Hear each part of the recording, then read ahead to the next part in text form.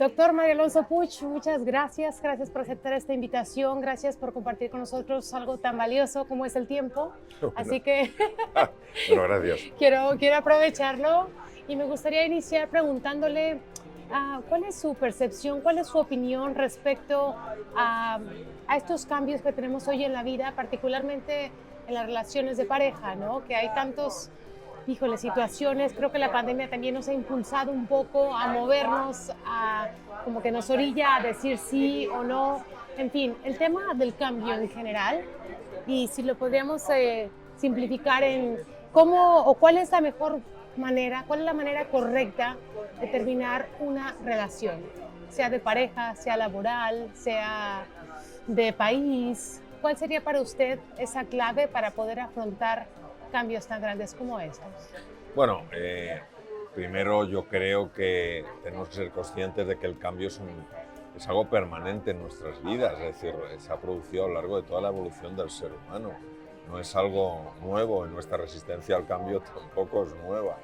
De alguna manera, muchas veces en el cambio tenemos una sensación de lo que perdemos, pero no tenemos la misma percepción de lo que podemos ganar, ¿no? Entonces, yo creo que la forma de abordar más adecuada un proceso de cambio es verlo siempre, aunque cueste muchas veces, verlo como una oportunidad. Y la explicación es una explicación que es científica y es también humanista. Científica porque cuando nosotros el cambio lo vemos como un problema y nos resistimos, hay cambios muy interesantes en el riego sanguíneo del cerebro.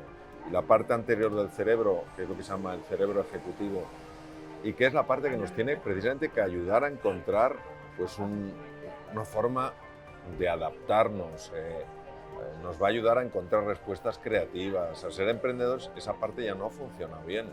Es curioso, es decir, lo que nos va a ayudar a adaptarnos a ese proceso de cambio, cuando lo vemos como un proceso, como un problema, lejos de ayudarnos, lo que hace es bloquearnos, ¿no? Cuando nosotros nos enfocamos en que hay una oportunidad, aunque no la estemos percibiendo en ese momento, la capacidad que tiene el cerebro humano para encontrar caminos creativos, soluciones interesantes y forma de adaptarse es extraordinaria. Ha sido desde que apareció el ser humano sobre la faz de la Tierra hace 2,5 millones de años. Entonces, tenemos que entender que es nuestro abordaje, nuestra relación con el cambio, lo que determina si va a ser para nosotros un problema o una oportunidad. Como decía un gran pensador, una piedra la puedes ver como un bloqueo o como un peldaño, ¿no? Claro, claro. Respecto al tema de las parejas, vamos a ver, yo creo que muchas veces alguien busca una pareja para que le supla lo que cree que le falta, o busca la famosa media naranja, o sea, soy media naranja, necesito otra media naranja. Yo creo que esto es un error. Todos somos naranjas completas. Otra cosa es que te apetezca, te encante, te emocione encontrarte con otra naranja que, como tú, pues está avanzando por este camino fascinante y muchas veces nada sencillo, que es la vida, y de alguna manera os acompañáis, os dais apoyo, de alguna manera os inspiráis mutuamente. Cuando tú quieres exigir a tu pareja que cubra lo que crees que te falta, yo creo que le pones en una situación muy difícil. Es verdad que con la pandemia se han producido muchas rupturas y probablemente porque no había, no digo que haya sido así siempre, pero no había una relación lo suficientemente sólida. Entonces, cuando han tenido que convivir más, cuando el espacio era más limitado, cuando los recursos eran menores, cuando el mundo era más incierto y la presión interna, la presión ha aumentado, si no se ha generado un vínculo lo suficientemente sólido en ese momento, se puede producir la ruptura. ¿Y cómo terminar una relación de pareja? Bueno, no soy ningún especialista en terapia de parejas. Me atreveré a decir lo siguiente: hay que terminarla bien. ¿Qué es terminarla bien? Terminarla sin resentimiento, terminarla sin rencor, terminarla sin ganas de revancha, terminarla con una voluntad de perdón. Todos cometemos errores, porque lamentablemente si una ruptura de pareja no se acompaña de ese punto de reconciliación, de quererse lo mejor aunque sea en la distancia, ese resentimiento, ese rencor, esa frustración que a veces lamentablemente se traslada a los hijos en caso de que la pareja haya tenido hijos, pues lo que va a generar es un deterioro en la salud de ambas personas, Claro. un deterioro en su forma de apreciar la vida y una dificultad para encontrar una nueva relación, porque siempre van a estar con ese resentimiento, con esa ira acumulada. Entonces, no digo que sea fácil, me imagino que no lo es. No obstante, yo creo que es importante intentar acabar la relación bien. Acaba una etapa, empieza otra, así muchas veces es la vida. No tenemos por qué arrastrar ese resentimiento, hay que saber pasar página. No digo que sea fácil, lo que digo es que creo que es importante. Totalmente. Ahora, hablando del cambio, hay veces que la vida nos orilla al cambio o hay veces que elegimos un cambio. Pero ¿qué pasa, por ejemplo, cuando perdemos un padre o una madre? ¿Cómo tomar nuevamente las riendas de la vida en un mundo donde ya no está papá o ya no está mamá? Cuando son cambios como tan drásticos y trascendentales que quizás no son elegidos, seguramente. ¿Qué hacer? Hace 2500 años, una madre había perdido a su hijo en la India y acudió a Buda. Entonces le pidió que alejara ese dolor de su corazón porque era insufrible. Entonces Buda le dijo: yo te quitaré ese dolor del corazón cuando visites 100 familias que no hayan perdido a nadie. Entonces, cuando volvió la mujer, dijo: no encontró a nadie que no haya perdido a alguien querido. Dijo: eso es parte de la vida. Entonces, todos perdemos seres queridos, es doloroso, es parte de la condición humana, sabemos que es así. Todos pasaremos antes o después por ese proceso que es la muerte, pasarán nuestros seres queridos por ese proceso antes o después que nosotros, y todos vamos a sumergirnos en algo que se llama el duelo. Y el duelo es algo consustancial con nuestra naturaleza. El duelo implica primero un shock, muchas veces, luego una negación: no es posible que esta persona no esté ya en mi vida. Luego viene un momento muchas veces de ira, ¿no? Enfadarte con la vida, con Dios, con los que no diagnosticaron el problema antes, con esa persona por no haberse cuidado, contigo por no haberla cuidado, en fin, las cosas que los seres humanos muchas veces hacemos. Hay que pasar ese proceso rápidamente porque la ira es muy, muy dañina en la salud, en las relaciones y en todo, ¿no? Cuando uno supera la ira, se encuentra con otras dos emociones que tampoco son fáciles de integrar, que son el miedo y la tristeza. El miedo: podré salir adelante sin esta persona, o la tristeza por la tierra perdida. Son procesos naturales, por tanto tenemos que asumir que es así. Cuanto antes asumamos la realidad de eso y menos nos resistamos, más rápidamente aceptaremos la nueva situación, habremos transitado por el proceso duelo y empezará una nueva etapa en nuestra vida. Todos hemos perdido seres queridos. Tengo amigos que han perdido hijos, que creo que es la pérdida probablemente más tremenda que se puede tener, o han perdido su pareja, o han perdido abuelos a los que querían más que a padres, o han perdido sus padres, o han perdido hermanos, y todos sabemos que es una situación difícil. Entonces, no tenemos que enfrentarnos a la vida, tenemos que entender que existe esta caducidad en el entorno material, y al menos como lo veo yo, para mí la dimensión espiritual es muy importante. Esas personas siguen estando en otra dimensión y desde mi punto de vista navegando en aguas mucho más tranquilas. ¡Qué maravilla!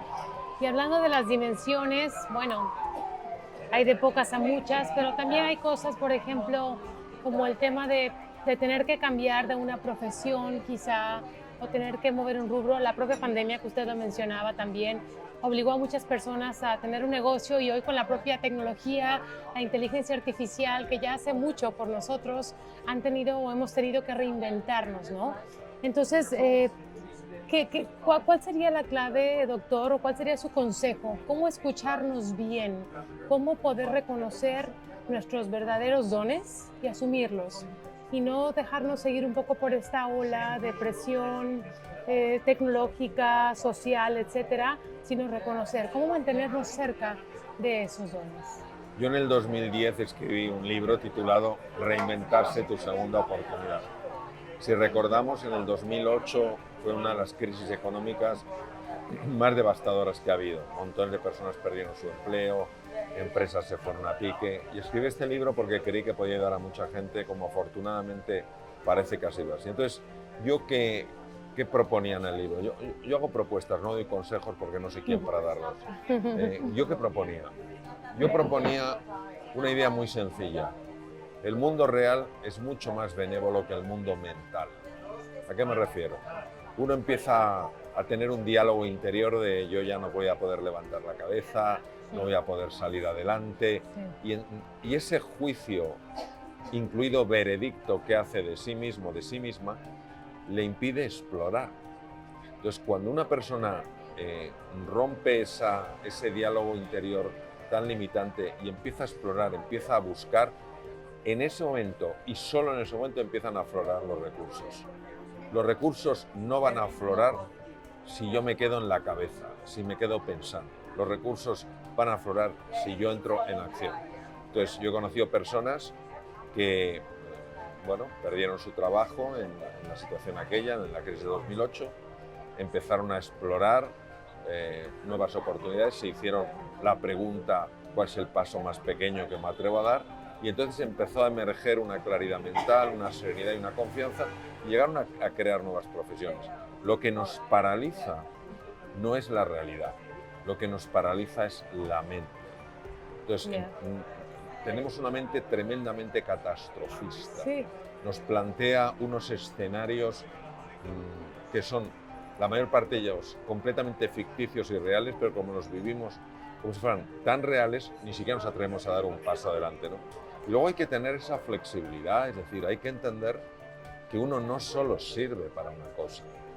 Uno puede hacer una labor estupenda en distintas dimensiones y a lo largo de la vida uno puede cambiar. Y yo ejercí la cirugía 26 años, hace más de 20 que ya no opero, me dedico a la comunicación, me dedico a dar cursos, a dar conferencias, a escribir libros. Es verdad que parte de lo que hago tiene una base médica, pero hay otras cosas que no son médicas y las he aprendido saliendo de mi zona familiar, viajando, explorando. A veces me costaba más porque eran campos muy distintos al mío, pero la verdad es que estoy súper contento porque me he dado cuenta de que, bueno, que a todos, no solo a mí, a todos, se nos dan bien varias cosas. Claro. Y al final, bueno, uno va acumulando experiencia y la va incorporando en otras cosas. Y doctor, ¿cómo fue para usted esos momentos de transición? Seguramente hay dudas, hay inseguridades, hay esas voces, esos pensamientos que usted habla de un poco de meternos hacia abajo. ¿Cómo usted hacía? O sea, ¿qué hacer con esa ansiedad, aún con los anhelos, con una visión clara? ¿Qué hacemos con eso que pasa en nuestro cuerpo, dentro de nosotros, que nos asusta, que nos da miedo? ¿Cómo sacarlo del cuerpo o cómo sobrellevarlo? Para mí la emoción más característica cuando uno sale de su zona familiar, la denominada zona de confort, es el vértigo. La sensación de vértigo. ¿Por qué da vértigo? Porque uno no ve el suelo, un suelo que pisar, y tampoco se ve con alas.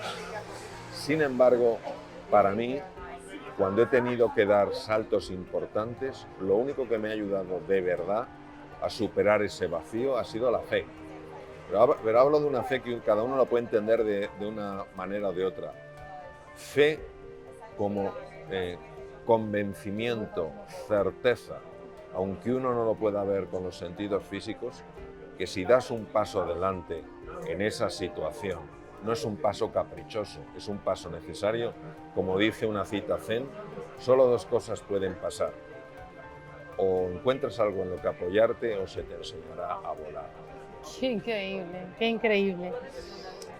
Doctor, ¿cómo saber hoy en día, cuando hay tantas situaciones, y creo que también la pandemia despertó mucho este tema de las enfermedades, sobre todo, no sé si enfermedades, pero angustia, el tema del estrés? ¿Cómo saber si una persona está deprimida? ¿Cómo sé si estoy deprimida? Fundamentalmente por tu estado de ánimo, por tu paisaje interior. Todo el mundo sabe cómo es su paisaje interior, solamente tiene que mirar un poco dentro. Y si tú le preguntas a alguien cómo es tu paisaje interior, te dirá, soleado, lleno de alegría. O te dirá, uy, hay unos rayos, hay unas nubes, hay hay granizo. Es muy curioso, yo lo he hecho con muchas personas de distintos estamentos, de distintos lugares, distintos países.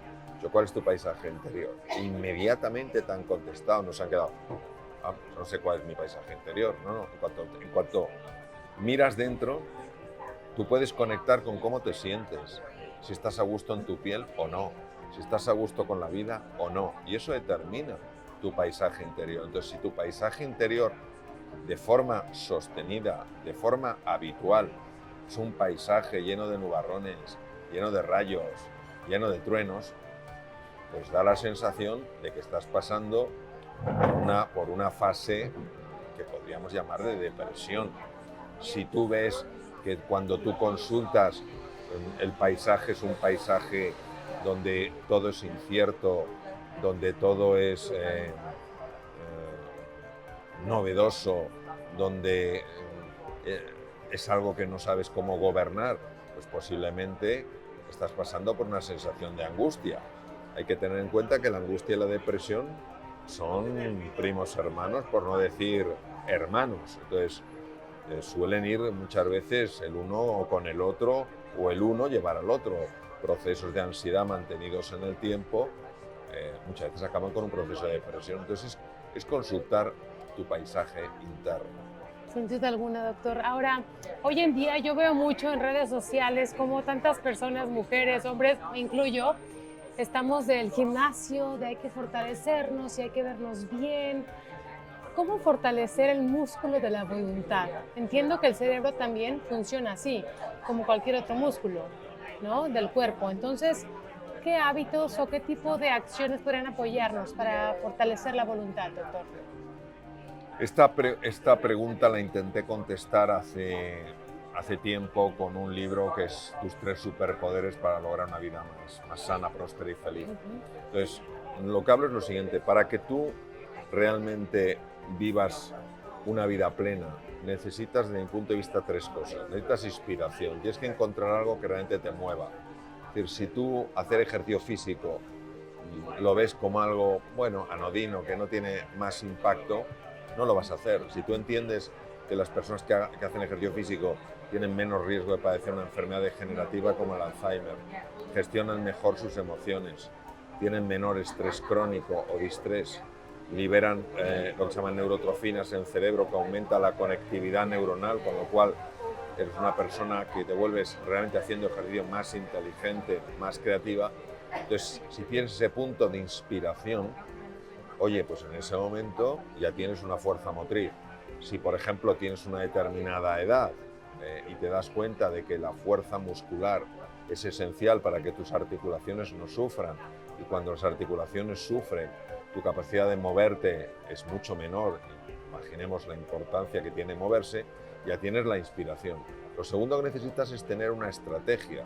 Las estrategias tienen que ser sencillas. Hay personas que quieren pasar de 0 a 100 instantáneamente. Entonces, bueno, pasan a 100 en 3 días y luego se van a -7, porque es que su cuerpo no lo aguanta. Entonces, ir poquito a poco, progresivamente, hasta que se den cuenta, por ejemplo, que ese hacer ejercicio físico les ayuda a sentirse mejor.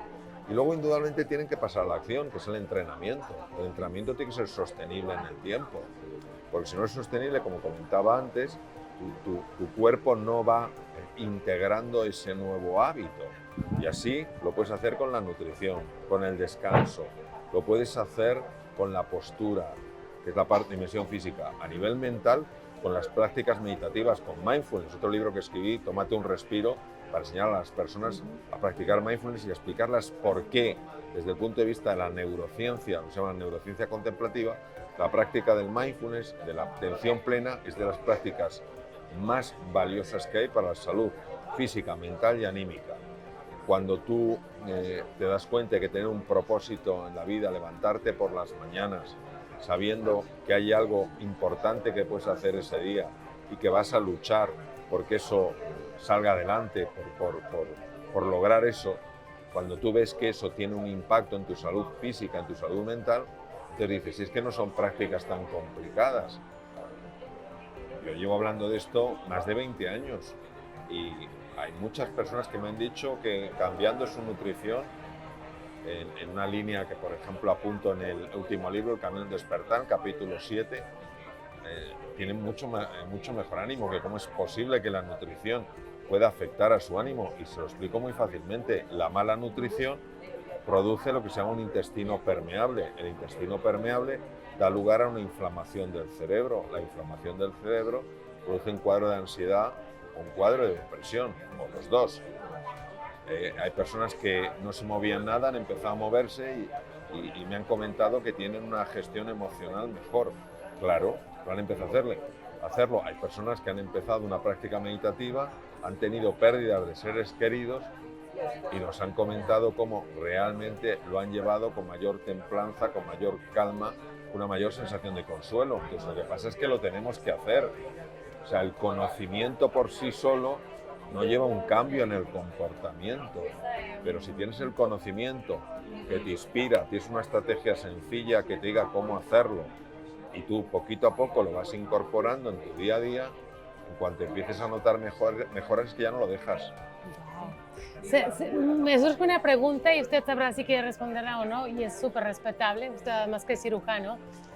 ¿Qué opina de aquellas personas, sobre todo mujeres, que quizá encuentran un punto de fortaleza en reestructurar su físico, su cuerpo? Hay que ser muy... ¿Te refieres a ir a un gimnasio, fortalecerse? Un gimnasio, incluso una cirugía plástica para, no sé, rejuvenecerse, aumentar el busto, incluso cualquier cosa que modifique el aspecto corporal natural. Yo creo que primero hay que ser muy respetuoso, porque nadie sabe las motivaciones de alguien para hacer algo. Yo creo que el que una mujer, por ejemplo, vaya a un gimnasio, tenga fuerza física, elasticidad, me parece maravilloso. Es decir, nosotros muchas veces no tenemos el cuerpo que nos corresponde, sino el cuerpo que trabajamos.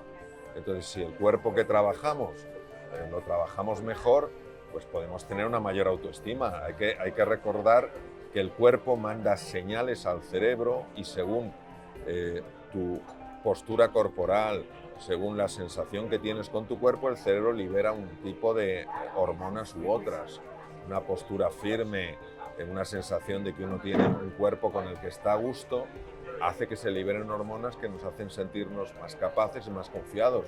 Un cuerpo menos cuidado, un cuerpo que nos genere menos sensación de autoestima, pues hace lo contrario. Y respecto del tema de personas que, por ejemplo, mujeres se someten a cirugía plástica, pues estas mujeres yo creo que sopesan, pasar por una cirugía no es agradable para nadie. Y si estas mujeres deciden pasar por esa cirugía, entiendo que es porque ven que el camino no agradable que es pasar por una cirugía les compensa, porque entienden que van a tener una mayor autoestima. Y yo, desde luego, no soy quien para decirle a nadie cómo va a reforzar su autoestima. Ni me parece que porque una persona opte por una cirugía plástica revela una menor calidad humana que otra persona que decide envejecer, digamos, de una forma más natural. Creo que son opciones que hay que respetarlas, no hay por qué criticarlas, sencillamente hay que entender que cada uno busca el mejor camino que entiende que le va a ayudar a sentir lo que quiere sentir. Es decir, eso no está peleado con la esencia. Uno puede modificar ciertos aspectos corporales, pero tener una voluntad muy clara, ¿eso es viable? Vamos a ver. La esencia es un concepto metafísico que hay que aclararlo muy bien, es el ser. O sea, el ser no puede ser modificado por nada, ni por el rejuvenecimiento que una persona experimente por una cirugía plástica o un tratamiento estético, o por el envejecimiento natural que una persona experimente, ya que el ser, por su naturaleza, no es material y por tanto no está condicionado por temas de la materia. Es decir, el ser no es alterado por los cambios en la materia, ya que el ser es una cualidad espiritual. El cuerpo es algo que tenemos, es el traje de ese ser. El ser está constituido por el principio más importante del universo, que es el amor. Y el ser, lo que somos, nos va a amar exactamente igual, con arrugas que sin arrugas, con 7 años, con 20 o con 87. Y esto es muy importante, es decir, la verdadera autoestima, la más profunda, es la que nos permite mantenernos estables, aunque la parte material vaya decayendo. Hace muchos años tuve una conversación con una mujer en el hospital que le habían hecho una extirpación de ambas mamas por un carcinoma bilateral.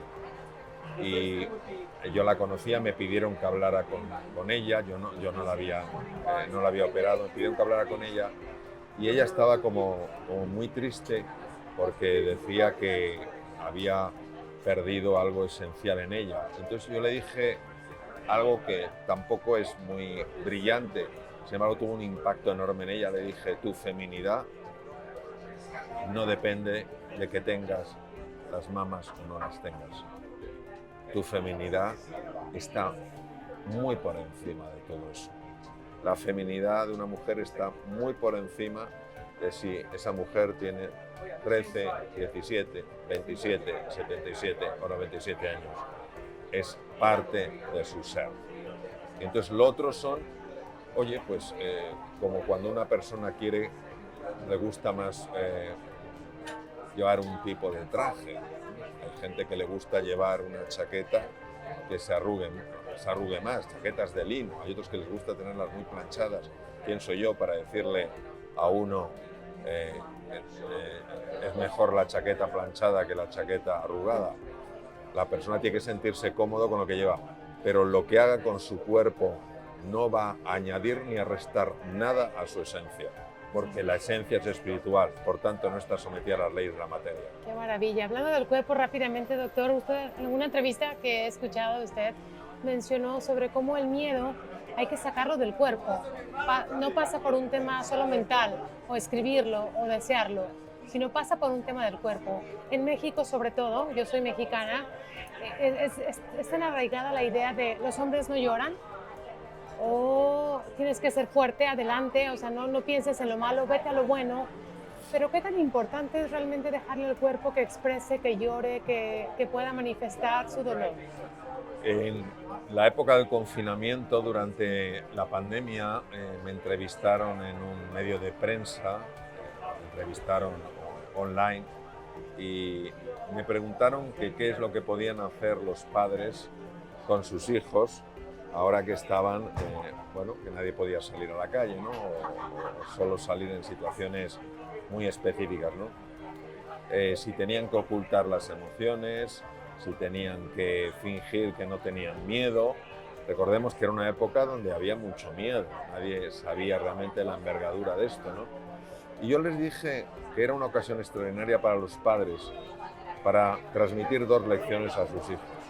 Primero, reconocer que ellos tenían miedo. Las emociones, cuando no se reconocen y se sumergen en el inconsciente, actúan como terroristas. Nos van deteriorando por dentro. O yo no puedo sentir miedo, ¿no? Estás sintiendo miedo, reconócelo. Entonces, primero, reconocer de sus hijos, que claro que sentían miedo. Porque son sus hijos, cuando sientan miedo, van a pensar que es indigno, inadecuado compartirlo. Van a ocultar sus miedos y eso no va a hacer que los miedos desaparezcan. Y lo segundo que les dije es que la segunda lección que podían transmitir a sus hijos era: hijo mío, hija mía, siento miedo, pero verás que no voy a dejar que el miedo me gobierne. Y es la capacidad de superar el miedo. El miedo está para que lo superemos, no para que nos encarcele. Y la primera forma en la que nos encarcela es cuando sentimos, percibimos que experimentar el miedo es una emoción indigna. No lo es, no lo es. Es reconocerlo y decir, de acuerdo, siento este miedo, el miedo no me va a parar. De hecho, la valentía solo puede existir en presencia del miedo. Una persona que no perciba miedo, ¿cómo vamos a decir que es valiente? No. Y aquella persona que en presencia de un peligro real no se protege o protege a otras personas, yo no diría que es valiente, diría que es insensata. Claro. Finalmente, doctor, una persona como usted con tantas herramientas disponibles, mentales, emocionales, ¿a qué le tiene miedo? Y esto es una pregunta más para ser empáticos con otras personas que quizá ven sus miedos como los peores del mundo, pero entender un poco también cómo somos seres humanos todos y aún con tantas capacidades y herramientas disponibles, sentimos el miedo. ¿A qué le tiene miedo una persona como Alonso Puig y qué hace al respecto? Vamos a ver, yo quiero que las personas que nos estén viendo y escuchando entiendan que, por supuesto, yo sé lo que es el miedo. Yo me he encontrado con muchas situaciones de quirófano muy complicadas y claro que he sentido miedo de no poder resolverlas. Hace muchos años un piloto de línea comercial norteamericana muy conocido fue entrevistado por una periodista y le hizo la misma pregunta que tú me has hecho a mí. ¿Usted qué siente cuando hace despegar un avión tan enorme? Y el hombre dijo, miedo. Y la periodista se dijo, ¿cómo va a tener usted miedo? Claro que siento miedo. Si no sintiera miedo, no tomaría las precauciones necesarias. Pues el problema no es sentir miedo, el problema es el nivel en el que sentimos miedo. Un cirujano siente miedo, pero tiene que tener un determinado nivel de miedo, que es el que le permite ser precavido, estar atento, no dormirse en los laureles. Si ese nivel de miedo va aumentando, va bloqueando sus capacidades mentales. Y si ese nivel de miedo llega al grado máximo, entra en pánico. Un cirujano no puede permitirse, ningún ser humano puede permitirse entrar en pánico. Entonces, a mí siempre me ha ayudado mucho en la gestión de momentos de miedo, respirar hondo, sonreír y empezar a dar pequeños pasos adelante. Pequeñas acciones que enseguida me han ayudado a mantener el miedo al nivel al que tienen que estar. Y a nivel de Mario Alonso Puig, ¿qué siento miedo? Pues siento miedo a no vivir de acuerdo a mis posibilidades. Siento miedo a no estar a la altura que me gustaría estar cuando alguien me necesita. Siento miedo, entonces, ¿ante eso qué hago? ¿Vivo angustiado? No. Procuro tener presente que tengo que estar preparado para superar ese miedo, porque en algún momento lo sentiré.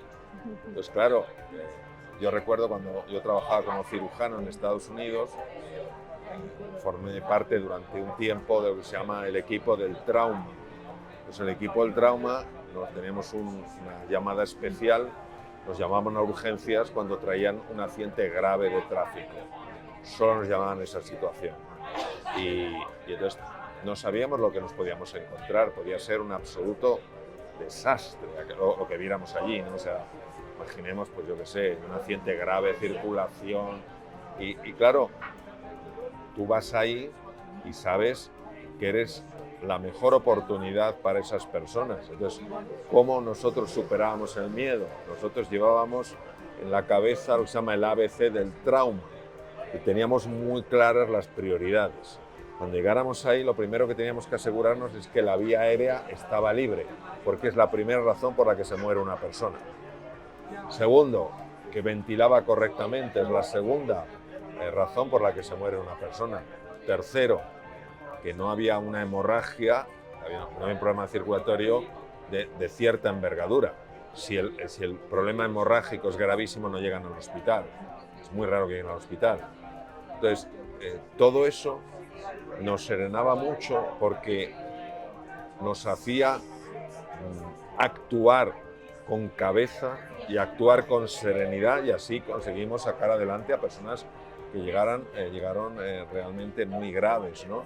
Si nos hubiéramos dejado llevar por el pánico, no tuviéramos las ideas claras. Entonces, por eso es importante tener esa especie de toolbox, de caja de Sin herramientas, que cuando algo te dé miedo, pues te hagas varias cosas. Primero, sonreír, porque la sonrisa reduce el miedo, no porque lo sientas, sino porque así lo eliges. Segundo, respirar, porque el miedo bloquea la respiración y baja la oxigenación del cerebro. Entonces, respirar hondo, respirar conscientemente. Primero te costará respirar abdominalmente, pero poquito a poco. En tercer lugar, saber que ahí hay una oportunidad disfrazada en ropas de faena. ¿Qué quiere decir esto? Que aunque no lo veas, superar ese miedo te va a ayudar a crecer, a evolucionar, a mejorar y probablemente ayudar a una persona. Sí. Y luego, finalmente, saber que si das pequeños pasos vas a poder superar el miedo. Recordemos que la mayor parte de los miedos son creaciones de la mente. La mente tiene la capacidad de intensificar el miedo a niveles increíbles. ¿De qué manera? Absolutamente increíbles. Entonces, como es un juego que tiene lugar en la mente y no muchas veces en el mundo real, ¿qué posibilidades tenemos de encontrarnos con un animal peligroso? Muy bajas. Posibilidades de que te atraquen, existen, pero tampoco es el día a día, afortunadamente. Entonces, en esas situaciones, obviamente, pues uno lo que tiene que hacer es salir corriendo. Pero situaciones que son mentales, la batalla la tiene que ganar en la mente. Sin duda. Entonces, si tú gestionas tu respiración, si tú sonríes, si tú sabes que hay una oportunidad, aunque ahora no la veas, con lo cual te enfocas no en no perder, sino en ganar algo que ahora no ves, y das un pequeño paso, el miedo poco a poco va a reducirse. Es así.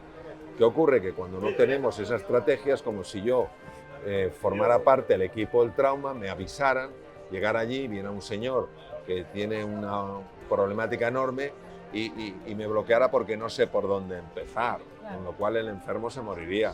Como yo tengo claro lo que tengo que hacer y el equipo tenía claro lo que teníamos que hacer, afortunadamente pudimos sacar adelante muchas personas que estaban muy graves. Justo recientemente vi una charla de TED Talks de un paramédico en Nueva York, donde platica un poco su historia de cómo enfrentó el miedo. Y para él era una forma de decir, muchas veces me pasó que personas accidentadas de moto, de auto, etcétera, llegaban y la pregunta que me hacían era, o que le hacían era, me voy a morir. Esa era su pregunta. Entonces él decía como al principio, no. Poco después él fue trabajando y dijo, quiero ser honesto y quiero decirles la verdad. Y empezó a decirles la verdad y empezó a decirles, lo más probable es que te mueras. Yo no soy nadie para decirlo, pero respecto a los términos científicos, seguramente es lo más probable. Y entonces él empezó a descubrir las reacciones de estas personas a quienes era honesto, ¿no? Y las personas decían, ¿me vas a recordar?, le preguntaban. Y empezaban a decir una serie de cosas en su vida. Y no sé, se me ocurre un poco esta pregunta. ¿Usted qué diría a esta gente que está a punto de...? ¿Qué haría usted en una situación así? Vamos a ver. Llevo suficientes años en la cirugía, suficientes años estudiando la mente humana para entender que la ansiedad, lejos de ayudar, siempre perjudica. Entonces,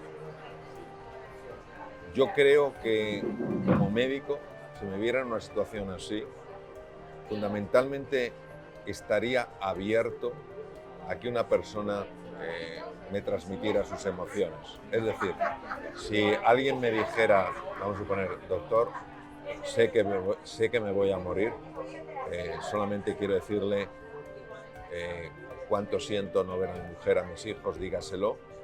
Yo en ese momento lo que tengo que tener mucho cuidado es, no, usted no se va a morir, usted no se va a morir.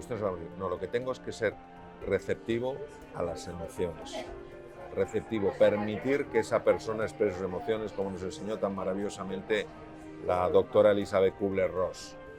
Ahora bien, si alguien me preguntara a mí, ¿me voy a morir?, yo no soy quien para decir si va a morir o no, porque hay personas que parecía que se iban a morir y no.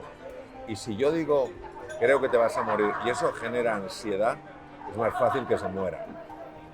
Porque la ansiedad nunca es una ayuda. Poder compartir tus emociones, sí. Sentirte escuchado, sentirte escuchada, sí. que alguien te diga, hay que ver muy bien los contextos, por tanto no es ni mucho menos una crítica a la persona que comenta, sino cómo lo haría yo. Si una persona me dice yo me voy a morir, yo no soy quien para decirlo. Y lo que haría sería, sobre todo, decirle, ¿qué tal si nos enfocamos en cómo ayudarte a vivir? Vamos a poner el foco en ayudarte a vivir. Creo que va a surgir mucha más fuerza por parte del organismo para que ayude a esa persona a recuperarse si el foco lo ponemos en vivir, que si el foco lo ponemos en el tema del morir. Doctor, me da todo para mi entrevista. Gracias, gracias por su tiempo, Encantado. gracias por su humanidad, por su tiempo que dedica a enseñarnos todo esto. De verdad, toda mi admiración, gracias y muchas bendiciones. Muchas gracias. Gracias, También para ti. doctor.